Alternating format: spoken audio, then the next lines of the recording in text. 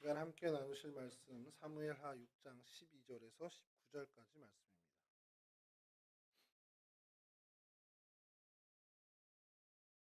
구약성경 사무엘하 6장 12절에서 19절까지 말씀 저랑 한 절씩 교독하도록 하겠습니다.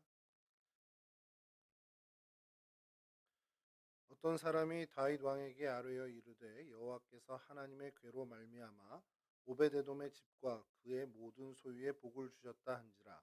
다윗이 가서 하나님의 궤를 기쁨으로 메고 오베데돔의 집에서 다윗성으로 올라갈세.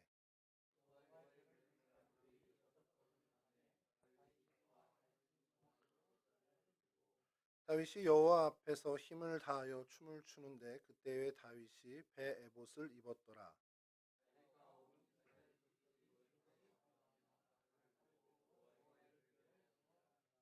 여호와의 궤가 다윗성으로 들어올 때에 사울의 딸 미갈이 창으로 내다보다가 다윗 왕이 여호와 앞에서 뛰놀며 춤추는 것을 보고 심중에 그를 여기니라.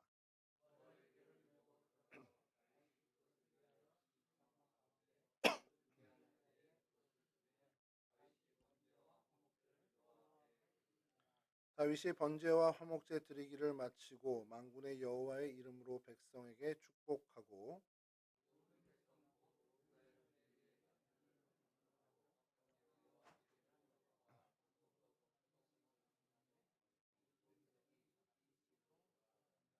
아멘.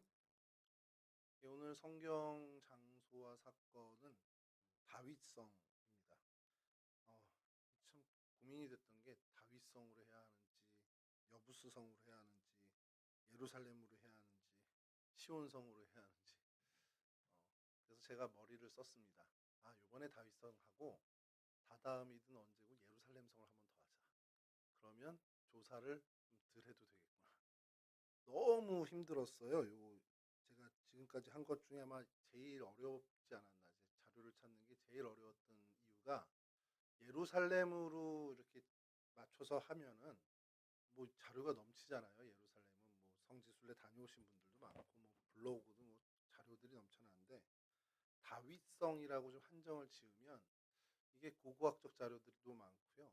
그리고 또 심지어 어떤 얘기까지 있냐면 제가 신학교 다닐 때 교수님한테 들었던 얘기인데 뭐 그때는 별로 진짜 대수롭지 않게 생각했던 건데 다윗을 가상인물로까지 여기는 고고학자들이 있습니다. 이거는 뭐 신학자들은 아니고 신학자의 견해는 아니고 일반 역사 고고학자들인데 그 내용들을 좀 들어보면 뭐 그럴싸하기도 해요. 그건 나중에 우리가 기회 되면 한번 좀 다룰 일이 있을지 모르겠는데 여하튼 뭐 그거는 뭐 가능성은 좀 희박한 일이고요. 근데 이제 다윗이 이제 세웠던 다윗 왕국 그 다윗성이라고 하는 그 당시의 그 성읍의 흔적은 굉장히 좀 지금도 계속 발굴을 하고 있는 상황입니다. 이따 사진을 좀 보겠지만 그 터가 어디서부터 어디 정도 경계다라는 정도와 또 어떤 유물들 이제 좀 이런 것이지 이게 너무 오래되다 보니까 실제로 있었냐라는 그 아까 말씀드린 실존 인물이냐라는 의심이 들 정도까지로 자료가 되게 희귀합니다. 그래도 뭐 성경에 이 나와 있는 이 근거들이 굉장히 또 상세하게 돼 있어서 그 추정하는 거, 뭐 기드론 골짜기부터 이런 얘기들이 나오는 그런 것들을 다 보고 여부스성 사람들이 살고 있었던 그곳을 다윗이 침공을 해서 어쨌든 빼앗고 새 수도, 새 도읍으로 이제 결정짓는 그런 일들을 성경에서 상세하게 기록되어 있어서 그것이 어떻게 보면 역사학자들에게 또 기반이 되는 그런 어떻게 보면 이제 역으로 좀 기여하는 그런 모습도 좀 보게 되죠. 다윗성을 이제 사전에서 일반적인 자료에서 찾으면 예루살렘과 이제 같은 지역인데 정확히 지금 예루살렘과는 또 일치하냐 그러면 그건 조금 또 다릅니다. 예루살렘 뭐 안에는 바운드리 안에는 들어 있습니다만 다윗성이라고 했을 때는 좀 특정 지역을 이제 하는 경우가 있습니다. 그래서 구글 지도를 여러분들이 한번 혹시라도 기회 되시면 한번 해보시면 시티 오브 다비드라고 해서는 그 한정된 곳이 나옵니다. 거기에서 이렇게 영어로 돼 있고 그 밑에 구글 지도에서 그래요. 그 밑에 이제 히브리어로 쫙 써 있습니다. 전혀 못 알아들을 히브리어 돼 있는데 다윗 유적지라고 돼 있는 게 있습니다. 거기가 사실 그 지역만이 어떻게 보면 다윗성이라고 부르는 어떻게 특정 한정된 곳인데 예루살렘 지역과 거의 일치하고요. 근데 이제 그 역사를 좀 설명을 많이 합니다. 이스라엘의 이제 통합 왕이 된 이후에 정복하지 못한 여부수 성읍을 침투를 해요. 근데 침투 과정을 상세하게 기록된 건 없고요. 그냥 수로로 침투했다 정도 이렇게 한 줄 정도 나옵니다. 그래서 그 물길을 통해서 침투를 해서 정복을 했다라는 정도로 이제 기억을 하게 되죠. 그래서 그 경계가 어느 쪽으로 되냐면은 이제 동쪽은 티로포에온이라는 그 골짜기가 있어요. 그래서 뭐 번역하기도 좀 어려워서 그냥 고유명사로 이렇게 쓰고 있는데, 그리고 이제 이 서쪽은 기드론 골짜기, 그 사이에 있는, 굉장히 이렇게 보면은 골짜기 사이에 있으니까 양 옆으로 이제 낭떠러지 같이 돼버리는 거죠. 그러니까 이게 약간 천연의 요새가 되는 듯한 그런 자리입니다. 그리고 이후에 점령한 다음에 그 약간 계단식으로 되어 있는 이 기드론 언덕 쪽을 다윗이 이제 토목 공사를 합니다. 그래서 그걸 밀로라고 하는데, 그것에 이제 흙을 더 채워서 확장하는 거죠. 성의 면적을 확장하는 겁니다. 그 공사를 하게 돼요. 그래서 이 다윗성을 이제 사전적인 어떤 이런 성경 사전에서 찾으면 원래 여부수 성읍 그때의 어떤 규모, 그리고 다윗이 점령을 한 다음에 밀로를 설치해서 확장을 한 것, 그리고 그 다음 솔로몬 시기에 우리가 알고 있는 모리아산에서 그, 아우라 타작마당이죠. 거기까지 해서 성전을 짓게 되는 정도 확장이 되고, 그 솔로몬 이후에는 히스기야 때 와서 이 남쪽으로 또 확장을 하게 되는 그런 어떤 확장에 대한 이야기들이 좀 많이 있습니다. 그래서 오늘날의 시온의 언덕이라고 혹은 다윗의 무덤이라고 불리우는 그 지역이 있어요. 예루살렘의 그 지역. 근데 거기에 모스크가 있죠. 회교 사원이 있어서 그 자리로 이제 추정하고 있다라는 정도로 사전적인 어떤 조사를 하면 그렇게 나옵니다.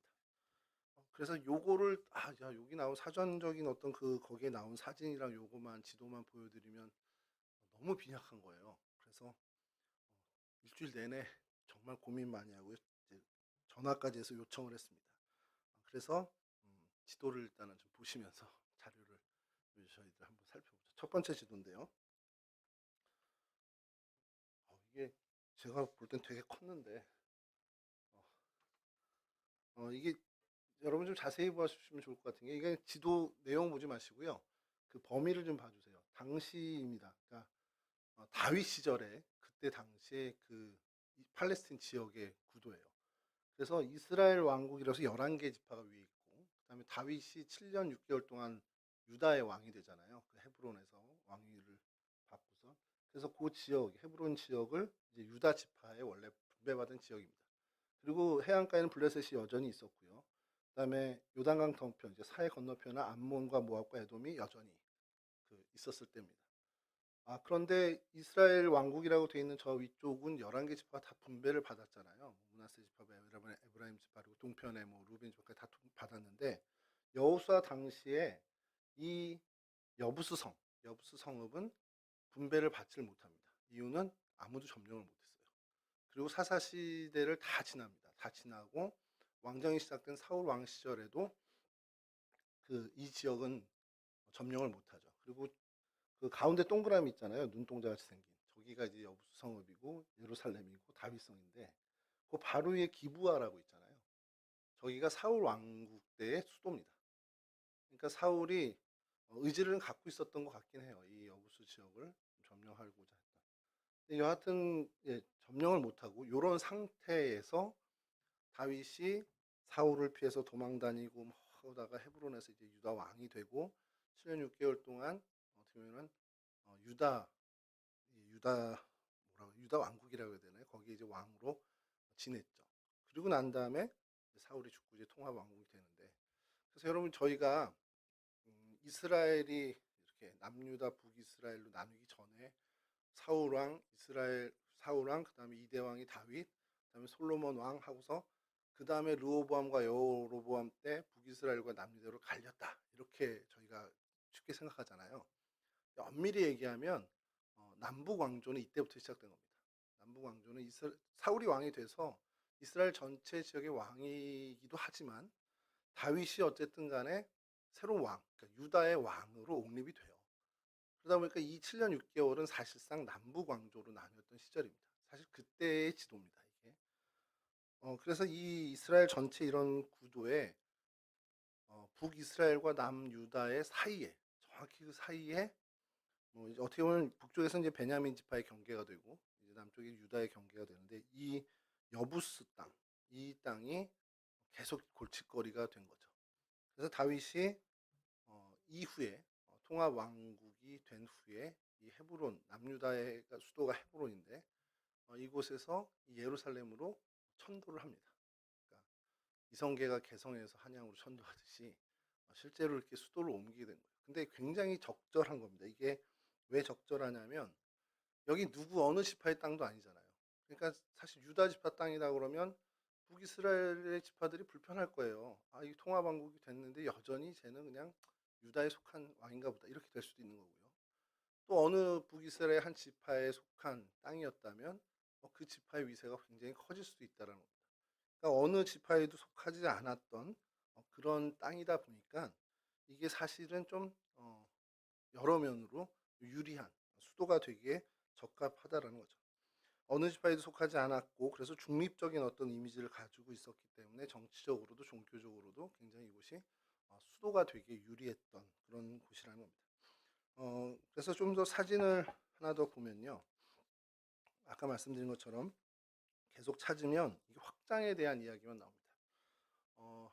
이게 제 쪽에 있는 거, 저쪽에 있는 거는 그 신학교 때 교수님이 나눴던 프린트물을 우연하게 찾아서 그거를 좀 했는데 이게 좀 그렇더라고요. 기드론 골짜기가 나오고 해가지고 저 아래쪽에 있는 조그만 요 꼬투리 끄트머리 그쪽만 이제 다윗성이었다라는 걸 얘기해요. 저건 좀 뭐 주목할 필요 없고 이걸 보시면 티로포에논이라는 제가 좀 가겠습니다. 여기가 그 계곡이고요. 반대편의 선이 기드론 골짜기입니다. 그래서 그 사이에 조만큼만 다윗성이에요. 이게 지금 올드시티라고 해서 예루살렘 안에 있는 성지순례 다녀오신 분들은 이해가 쉬우실 건데 이 성벽 저기 솔로몬 시대 예루살렘 저기가 이제 성전이 있는 곳입니다. 지금은 그거죠. 이제 황금돔 사원이 있는 그 자리고요. 그래서 요 밑에 쪽에 여기 작은 동네만 사실은 다윗성이었고 그것이 이제 솔로몬 시대 때 가서 이만큼 확장이 되고 지금의 모습은 사실 히스기야 때까지 확장된 것. 히스기야 때 확장이 된 다음에 또 이제 멸망을 하잖아요. 그래서 그 다음 사진을 좀 보여주시면 이게 변청 과정입니다. 요거는 이제 친구한테 얻은 거예요. 친구가 벡터 파일로 잘 해서 이거 이렇게 설명드리면 이해하실 분이 좀 계셨으면 좋겠는데 벡터 파일로 하면 확대를 해도 깨지지 않습니다. 더 크게 해도 계속 나오는데요. 포토샵 작업을 잘 해줬죠. 그래서 현재 저기 제일 왼쪽에 제일 위에 있는 게 여부수족 때 그 다윗이 여부수족의 성읍을 이제 어떻게 보면 정복했을 때 당시에 저 검은 그 곳이 이제 그 다윗성의 지역이고요. 그다음에 솔로몬 시절로 가서 그 바로 옆에 사진이 솔로몬 시절에 그 모리아산까지 확장이 된 그 검은 부분입니다. 검은 부분이 확장된 것이고, 그다음에 아래 왼쪽으로 가시면 이제 히스기야 때 남쪽으로 확장을 하죠. 그래서 실로암 그 호수가 실로암 연못까지 우물까지 실로암 연못인가요? 거기까지 확장을 하게 됩니다. 그리고 멸망을 맞죠. 멸망을 맞고 돌아옵니다. 포로기가 끝나고 돌아와서 느헤미야의 성벽이 이제 재건이 되는데 그때 당시가 좀 훨씬 더 히스기야 때보다 축소됐죠. 저렇게 저거 되고 그다음에 하스모니아 왕조 때도 뭐 이렇게 얘기가 되고 있는데 요 밑에 거는 뭐 그렇게 크게 중요하지 않고요. 헤롯 왕 때 회복을 하고 이스라엘 멸망 직전에 가장 큰 지금의 어떤 예루살렘 모습까지도 확장이 됐었다라는 것, 그 정도입니다. 그래서 저기 지금 칼라로 되어 있는 저희가 지금 현재 예루살렘 올드시티인데 여기가 4개의 구역으로 있습니다. 그 아랍인들 구역이 따로 있고 주이시라고 유대인 구역이 따로 있고 그다음에 개신교라고 하는데 그건 사실상 캐톨릭 구역이 있고 그다음에 아르메니아 그 정교회 쪽에 그 지역이 이렇게 4개로 분할이 돼 있죠. 그래서 뭐 여기는 뭐 누구의 땅도 누구의 소유도 아닌 것처럼 현재는 그렇게 지내고 있습니다. 이게 요 상황인데 다음 사진을 좀 보여주시면 오늘날 사진을 좀 봐야 되잖아요. 이게 이렇게까지 안 나오는구나. 가운데 동그라미가 시티 오브 데빗이라고 이제 구글링을 해서 나오면은 조기가 나와요. 예. 마우스를 빨간 걸로 크게 해서 하면 좋겠네요, 다음에. 그래서 저기를 검색하면 그리고 저기에 이제 로드 뷰라고 해서 왜 길거리 사진을 보면은 너무 이제 이게 캡처도 잘 안 되고 막 그럽니다. 그래서 다행히 몇 장을 제가 좀 건지긴 했는데 조기가 나와요. 그래서 오해하는 게 '아 저기에가 다윗성의 어떤 유물이 있는 터겠구나.'라는 생각을 합니다만 그 밑에 보면은 히브리어로 이제 제가 동그라미 쳐 놓은 게 있는데 저게 이제 히브리어를 조금 이제 볼 줄 아는 분이나 번역할 수 있는 어떤 길을 아는 분이라면 구글링을 하고서 저기를 딱 발견하면 무릎을 칠 거라는 거죠. 이게 뭐냐면 아타름 모레셋 그다음에 이르 다위드 예루살렘이라는 이제 써 있는 겁니다. 그러니까 아타르는 아다마에서 나온 그 파생된 단어입니다. 이게 현대 히브리어라 여러분들이 혹시나 고대 히브리어 사전을 갖고 계신 분이 찾아도 나오지 않습니다. 현대 히브리어 구글 번역으로 해야 나오죠. 이렇게 아타르는 아담하, 땅이라는 뜻에서 파생된 단어예요. 그래서 그냥 이렇게 대지입니다. 대지. 그러니까 구역이라고 해도 되죠. 그 다음에 모레세트는 유산이라는 뜻이에요. 이거는 뭐 고대 히브리어랑도 같고요. 그 다음에 이르 다위드가 뭐냐 그러면 이따 사진에도 나오겠지만 이르가 시티고 다위드가 다윗입니다. 호산이의 이름이 다위드입니다. 그죠? 다위드. 그 다음 맨 뒤에 있는 말은 여러분 잘 알듯이 예루살렘. 이거는 뭐 익숙하신 분들은 많이 보셨을 거예요. 그래서 이게 뭐냐면 예루살렘에 있는 다윗 유적지라는 겁니다. 유적구요. 그래서 저기를 로드맵을 찾아서 들어가야 이 사진들을 구할 수 있습니다. 물론 이제 거기 사진도 좀 해상도가 많이 떨어지는데 저 위에 시티 오브 데이빗을 가봐야 이제 길에서 이렇게 그 모스크 사원 밑에 있는 땅 정도 보는 거고 그다음에 요 유적지를 가야 그 진짜 유적물의 사진들을 좀 구할 수가 있습니다. 그래서 요 사진을 좀 간편하게 한 사진이 있더라고요. 다음 사진 보여주시면 요 사진입니다. 그래서 성전산이 있는 모리아산 저기가 이제 솔로몬 성전이 있는 그 부분이고 그 밑으로 내려와서 동그라미 쳐진 데가 다윗성 아까 그 지역입니다. 그 뭐 시티 오브 데비드라고 돼 있는 대면 것과 이제 밑에 그 다윗 유적지를 같이 이제 뭉뚱해서 해놓은 곳인데 요 지역이 이제 실제로 다윗 유적이 있었던 그러니까 다윗성 실제로 다윗성이라고 한다면 요 지역을 이야기한다라는 것. 그래서 이렇게 되고요. 그래서 다음 사진 보여주시면 이게 유적지입니다. 찾기 어려운 사진 중에 하나인데요. 이게 실제로 어떤 그 건축물 밑에, 그러니까 도로 밑에 건축물 밑에서 발견이 되다 보니까 이거를 다 걷어낼 수가 없던 터라 저희들 그런 거 여러분들 보셨을 거예요. 우리 청계천이라든지 아니면 이렇게 고궁을 갔을 때 유리면을 바닥에 해놓고 밑에 이렇게 볼 수 있게끔 이번에 서울 뭐 역사박물관 갔더니 그렇게 돼 있는 게 좀 있더라고요. 그러니까 그런 식으로 좀 여기 조성을 해놓은 상태입니다. 그래서 다음 사진이 예, 그 말씀드린 것처럼 그 유적지를 보호하면서 이렇게 좀 관람할 수 있게 유리관을 설치하고 했던 이런 데고요. 그 다음 사진이 이제 여기가 유적지라는 걸 표시해야 되니까 히브리어가 써 있죠. 히브리어입니다, 저게. 이르 다위드라고 모음은 이제 빠진 건데 그래서 여기가 다윗성이다라는 것을 이제 구조물을 하나 세워서 기념을 하고 다음 사진이 이게 지하가 아닌 외부에 노출된 유적지예요. 이게 사진이 가까이서 좀 보시면 좋은데 그 집터부터 왕궁터까지 다 이렇게 이제 추정할 수 있는 그런 것들이 보여진다는 겁니다. 그래서 이걸 좀 미리 한번 볼게요. 맨 뒤에 사진 좀 한번 방 전사님 보여주시겠어요? 두 장. 예. 요게 이제 재현한 모습입니다. 다윗성. 이제 아래가 남쪽이고 저 위가 북쪽인데 이게 좀 어떤지 모르겠죠, 잘. 그래서 다시 좀 확대를 하시면 여기가 다윗 왕궁이고 그 밑으로 쫙 계단처럼 이렇게 아래로 이렇게 언덕이 되어 있죠. 이거는 좀 이따 다시 한번 좀 보여드릴게요. 이게 이런 정도의 어떤 모습이겠구나라는 것을 알고 계셔야 됩니다. 이따 말씀을 좀 나눌 때.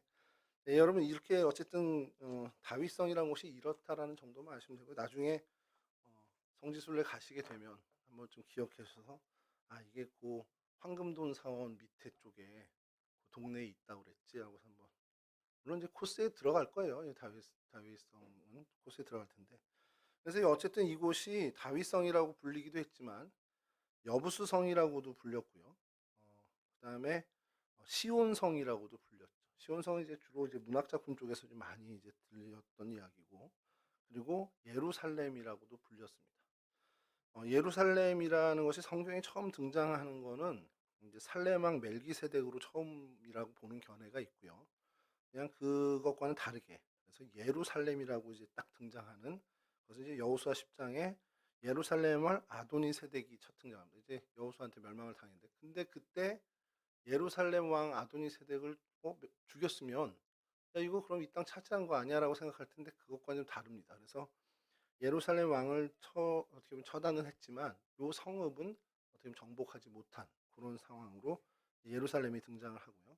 그 밖에 이 다윗성을 이제 뭐 문학 작품이라든지 어떤 자료에서는 하나님의 도성이라든지 시온의 딸, 혹은 또 거룩한 도성, 황금 도시, 또 뭐 정의의 도성, 뭐 이렇게 여러 가지로 이제 불리게 되는 그런 지역입니다.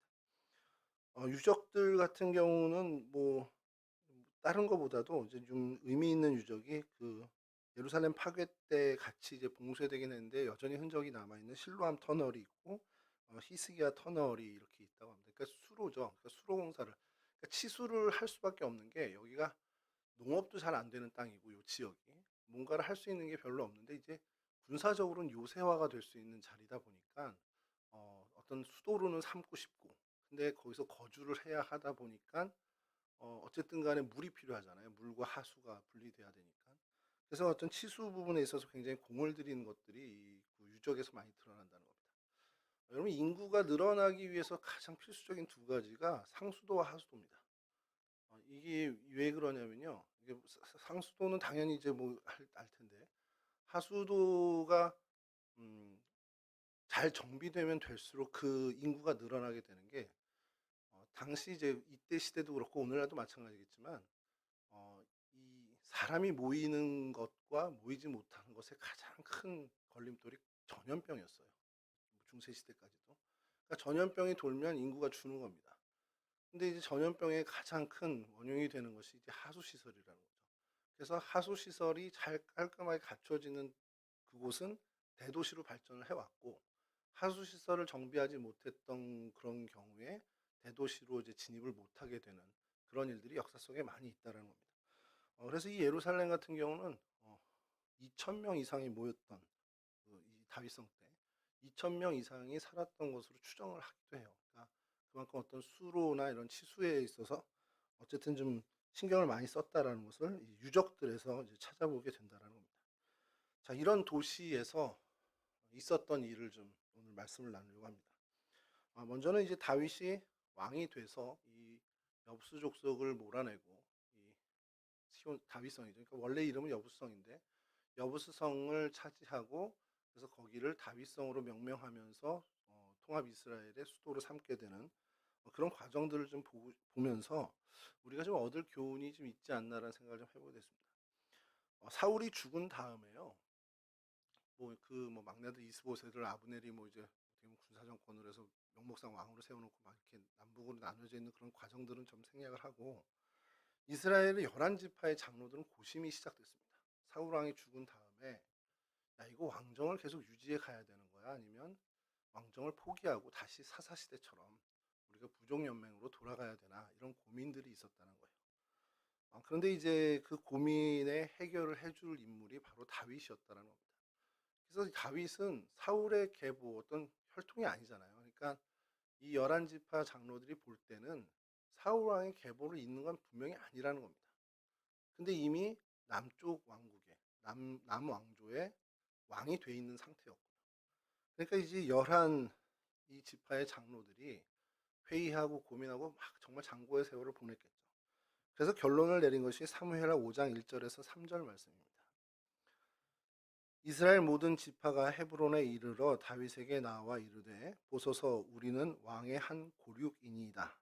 전에 곧 사울이 우리의 왕이 되었을 때에도 이스라엘을 거느려 출입하게 하신 분은 왕이시었고, 여호와께서도 왕에게 말씀하시기를 내가 내 백성 이스라엘의 목자가 되며 내가 이스라엘의 주권자가 되리라 하셨나이다 하니라. 이에 이스라엘 모든 장로가 헤브론에 이르러 왕에게 나아오매 다윗 왕이 헤브론에서 여호와 앞에 그들과 언약을 맺음에 그들이 다윗에게 기름을 부어 이스라엘 왕으로 삼으니라. 이스라엘에 온 장로들이 다윗이 있는 헤브론으로 가게 됩니다. 그리고서는 사울이 왕으로 있을 때부터 당신이 우리의 목자였습니다라는 얘기를 하는 거예요. 그때부터 하나님이 당신을 왕으로 지정했었습니다. 그러니까 지금 왕이 없는 이 이스라엘 11지파의 왕이 되어 주십시오. 라고 이 남유다의 왕인, 이게 참 우리 역사관념에서는 이게 좀 애매하잖아요.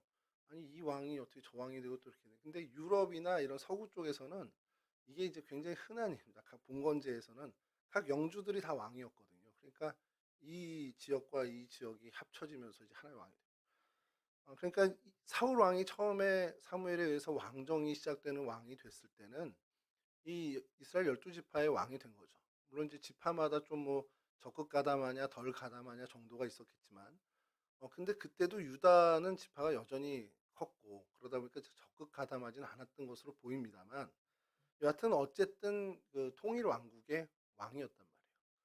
근데 이제 다윗이 그 안에서 군대 장관이 되고 세력이 커지고 많은 인기가 올라갔는데 사울과 대립하게 되고 정치적 갈등으로 사실 유랑 생활을 시작했습니다.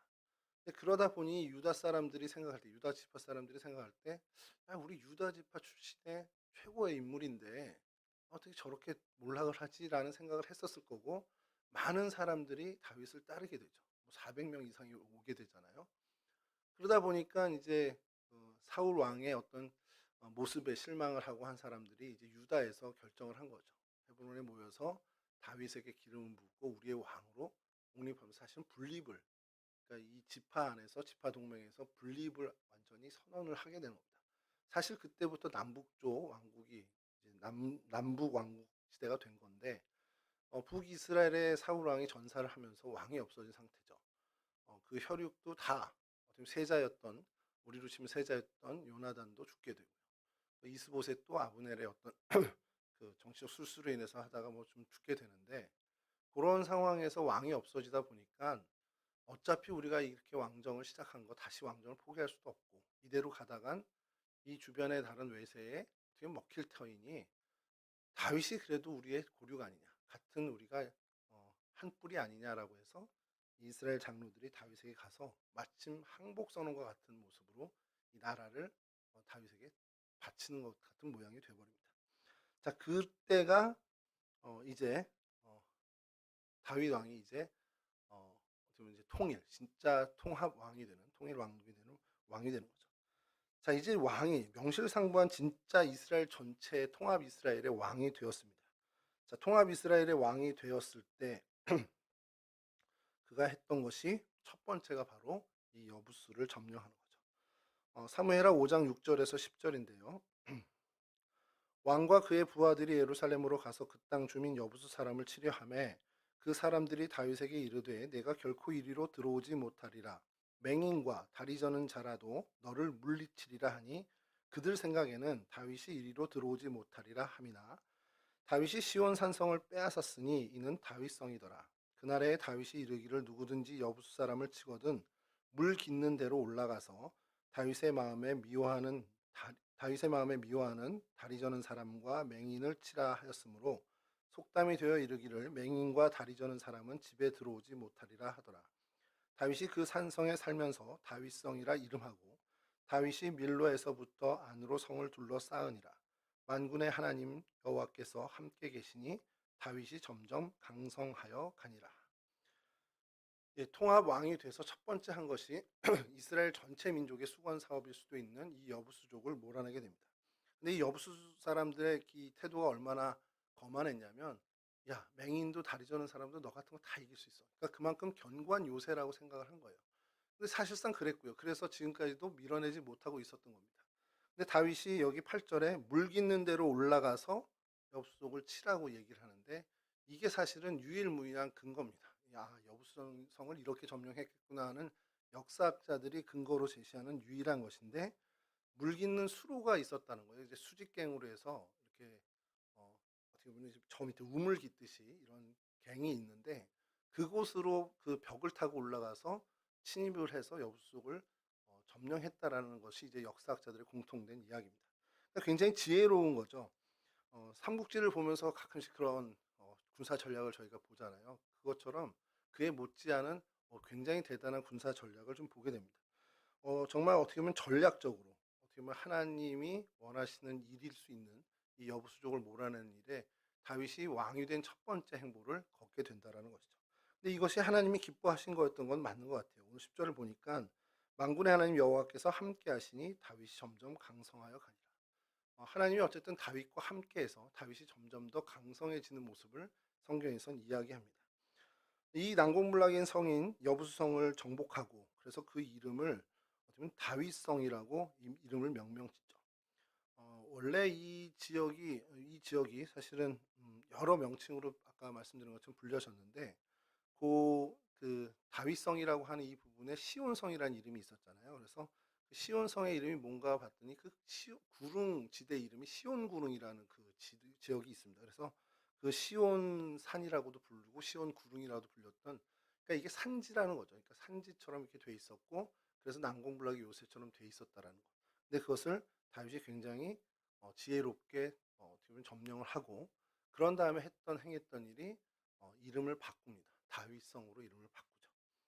여기가 조금 좀 저는 마음이 불편한 게 살아있는 자기 이름으로 다윗성 이름을 붙이는 게 그렇게 이렇게 좋아 보이진 않았지만 여하튼 하나님께서 그를 그 일을 기뻐하셨는지 10절 말씀처럼 만군의 하나님 여호와께서 함께 계시니 다윗이 점점 강성하여 가니라. 잠깐 여담이긴 합니다만 이 만군의 하나님, 왜 만군의 하나님으로 표현이 됐을까 했는데 이게 히브리 원어로는 야훼 엘로의 체바오트라는 단어를 써서 사실은 이게 천군 천사의 하나님입니다. 그래서 천군 천사의 하나님이라고 번역되는 것이 좀 껄끄러웠는지 저희 한국 성경으로 번역 때, 한글 성경으로 번역될 때 만군의 하나님이라고 이렇게 번역이 됐죠. 여하튼 이렇게 하나님께서 다윗과 함께 했고 그래서 하나님이 출애굽 때 명령했던 그 일곱 족속을 몰아내는 일이 사실은 이제 마침표를 찍게 되는 일이 됐습니다. 신명기 7장 1절에 이 일곱 족속이 나오죠. 헷, 아가, 기부, 히어 이렇게 뭐 신학교 때 그렇게 외웠었는데 이게 나중에 개역 개정으로 순서가 좀 바뀌어가지고 헷, 기아가, 부히어 이렇게 다 바뀌더라고요. 그래서 헷 족속, 기르가스 족속, 아모리 족속, 가나안 족속, 브리스 족속, 히위 족속, 그리고 이제 마지막 여부스 족속을 이제 몰아내게 된 겁니다.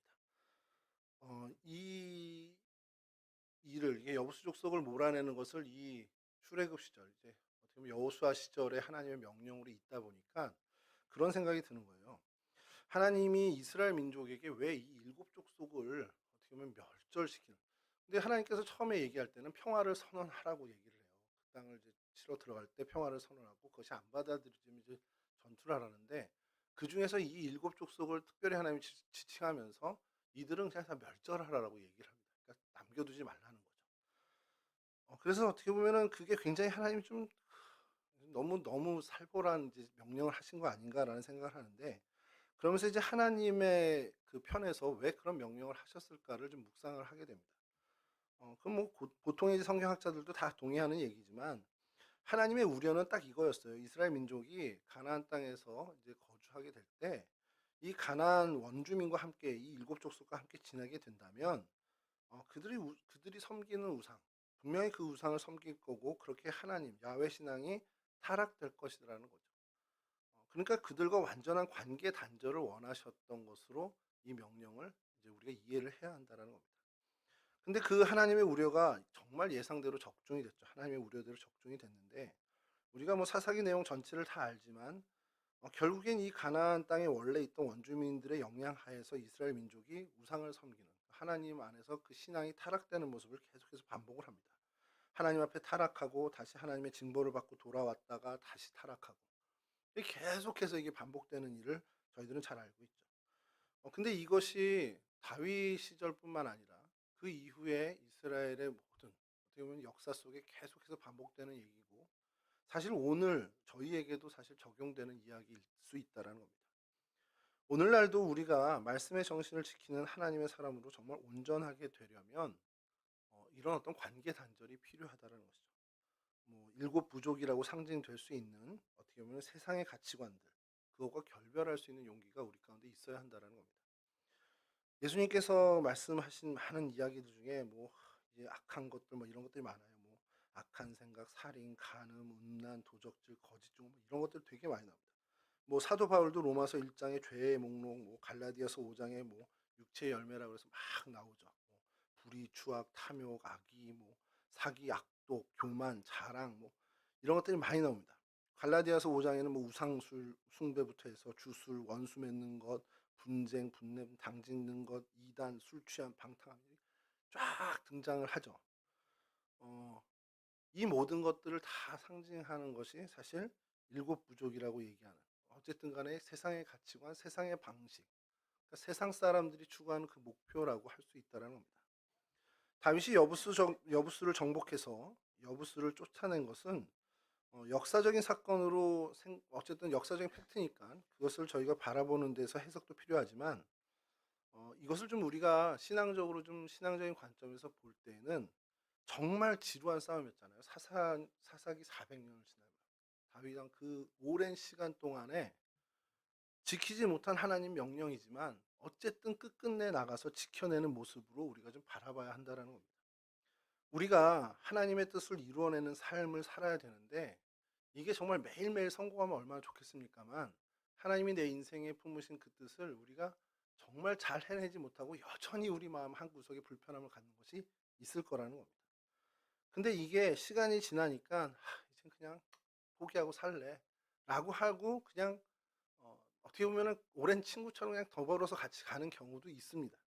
근데 이 다윗의 이 사건을 보면서 우리가 생각해야 되는 것은 아무리 시간이 오래 걸렸고 이제까지 뭐 시기를 놓친 것 같은 시간이 지났어도 이거 하나님의 뜻이다. 만약에 하나님이 나에게 원하신 뜻이었다면 이거 늦어도 아무리 늦게 있어도 더 뭐 지체된다 하더라도 포기하지 않고 그것을 해내야 하는 그런 결단과 용기가 우리한테 있어야 된다는 겁니다.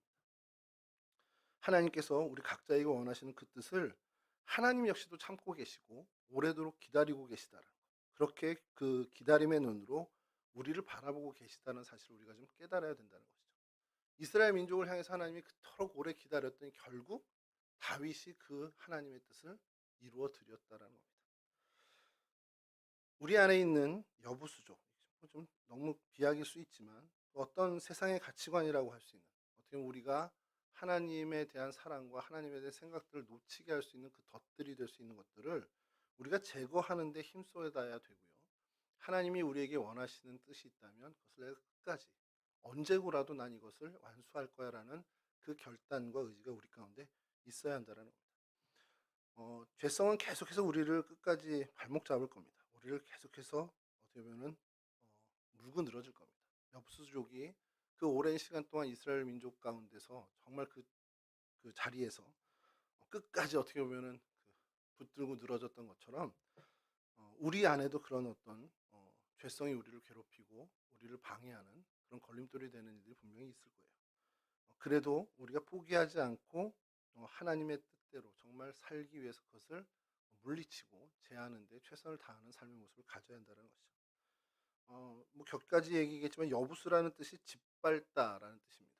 그러니까 우리 안에 이 여부수를 쫓아내지 못하면 계속 그 악의 영향력에 사로잡히게 되고 그래서 어떻게 우리가 짓밟히게 될 수도 있다라는 그 경각심을 좀 가질 필요가 있다라는 것이죠. 예수님께서 많은 어떻게 보면 그 억눌린 어긋난 그런 많은 사람들을 치유해 주셨잖아요. 육신의 병이기도 하지만 예를 들어서 막달라 마리아처럼 일곱 귀신 들렸을 때 쫓아내 주었을 때 이제는 그들의 어떤 논리에 그들의 어떤 영향력에 지배받지 않고 하나님의 말씀의 정신과 하나님의 법과 식대로 사는 사람으로 변화되는 것처럼 우리가 하나님의 말씀대로 하나님의 말씀의 정신으로 사는 사람이 되기 위해선 먼저 어떻게 이렇게 보면 우리의 발목을 잡는 그런 어떤 것들을 제하는 일을 먼저 우리가 신경 써야 한다는 것.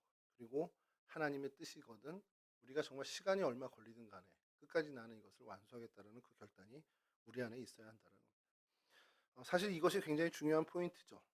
그렇게 될 때 하나님께서 우리와 함께 하시고 우리가 다윗처럼 아까 말씀드린 5장 10절에 만군의 하나님 여호와께서 함께 계시니 다윗이 점점 강성하여 가니라 하는 것처럼 우리 인생도 점점 더 강성해질 수 있다라는, 하나님이 강성케 해주신다라는 사실을 우리가 기억해야 됩니다. 자, 근데 여기서 그치는 게 아니고요.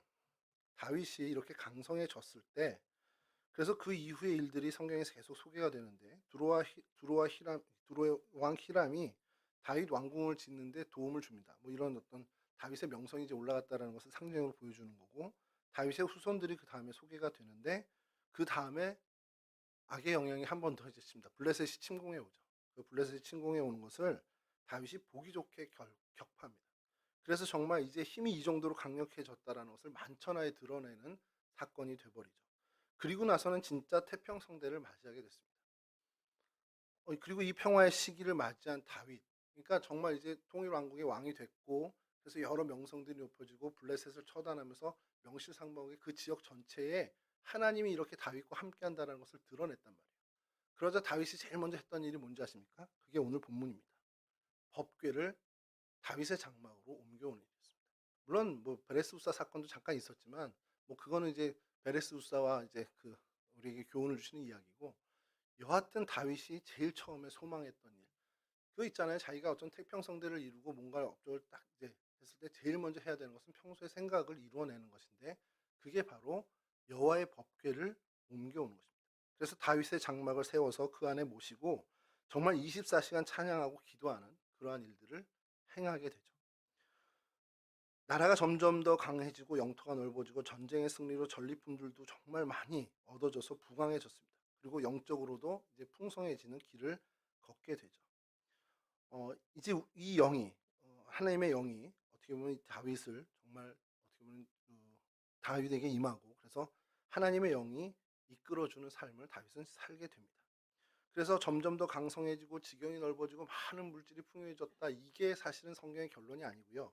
그게 중요한 게 아니라, 그런 상황이 됐을 때 다윗이 뭘 했냐? 하나님을 온전히 찬양하고 경배하는 삶을 살았다라는 데 포인트가 있다는 겁니다. 하나님을 예배하는 기쁨을 알게 됐고, 하나님을 예배하는 그 기쁨 속에 살고, 하나님이 즐겁고 하나님이 기쁘고 말씀이 너무 새롭고 그 하나님 앞에 올인을 하는 삶을 살게 됐다라는 것, 이것이 사실 이 다윗의 일대기를 보면서 저희가 깨달아야 되는 굉장히 중요한 포인트라는 것이죠. 강성케 되고 부유케 되고, 이건 부수적인 거라는 거죠. 있으면 감사하죠. 없는 것보단 낫습니다만, 근데 그게 없어도 문제되지 않는 삶이 된다라는 거예요. 다윗에게 있어서 다윗이 그러면 왕이 돼서 하나님을 저렇게 찬양했습니까? 아니잖아요. 다윗은 아무것도 없는 정말 쫓겨다니는 인생일 때도 하나님을 찬양했습니다. 그 사람이 강성해지자 제일 먼저 한 것이 하나님을 온전하게 예배하는 것에 집중을 한다는 거예요. 그때까지 법궤는 아무도 신경을 안 썼던 것 같아요. 베레스우사에 계속 그냥 머물러 있었던 것 같습니다. 그것을 얼마나 평소에 마음 아파했겠냐라는 겁니다. 자, 이러한 정말 하나님을 온전히 예배하고 찬양하는 그 기쁨, 그것이 우리가 하나님의 영에 사로잡힐 때, 그래서 하나님 우리를 강성케 하실 때 우리가 제일 먼저 내디뎌야 하는 발걸음이라는 겁니다. 하나님이 여러분들을 사랑하시죠. 여러분 하나님의 백성 되셨습니다.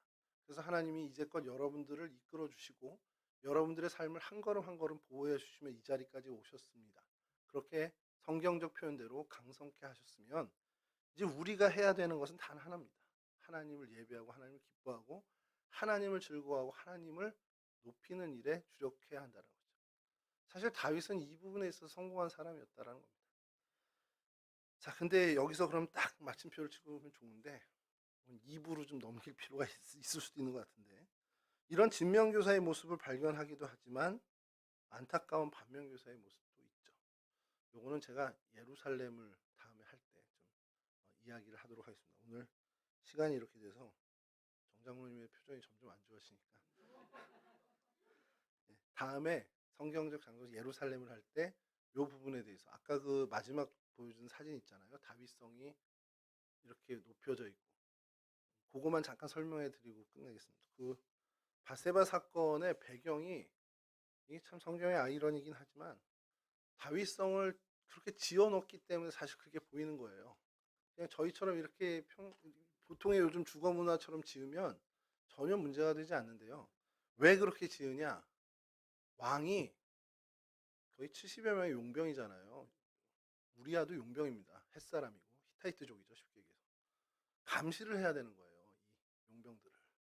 그러니까 집을 낮춰 짓고 나는 높이 지어서 계속 관찰하면서 감시할 수 있는 그런 어떤 워치타워형으로 짓는 겁니다. 그러니까 나가면 보이는 거예요, 보고 싶지 않아도. 근데 문제는 왜 건이냐는 거죠, 그 시절에. 그 뭐 태평성대이기 때문에 그럴 수 있지만 요건 뭐 다음에 한번 예루살렘 할 때 저희가 좀 이야기 나누도록 하고요. 여러분 바라기는요, 하나님이 우리와 함께 하실 때 우리가 하나님의 뜻을 이루어 드리는 것에 집중하고 그것이 시간이 얼마든 걸리든 우린 정말 그것에 개의치 않고 내 인생의 어쨌든 완수를 위해서 최선을 다하는 그 결단이 있어야 되고요. 그렇게 될 때 하나님께서 우리에게 정말 강건함을 주시고 우리를 강건케 하고 형통케 하십니다. 모든 육적이나 영적으로나 어떤 면에서든지 우리를 보호하시고 우리 인도하실 때 그러한 하나님의 영이 우리 가운데 임하면 우리는 제일 먼저 해야 되는 것이 뭔가 어떤 사명을 이루고 이런 거를 우리는 거창하게 꿈꾸잖아요.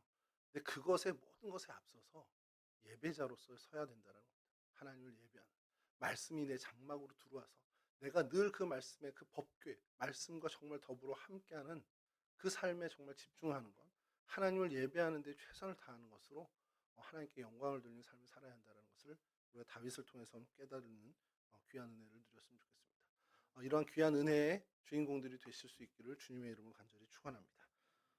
같이 찬송하시고요. 주님 가르쳐 주신 기도를 마치겠습니다.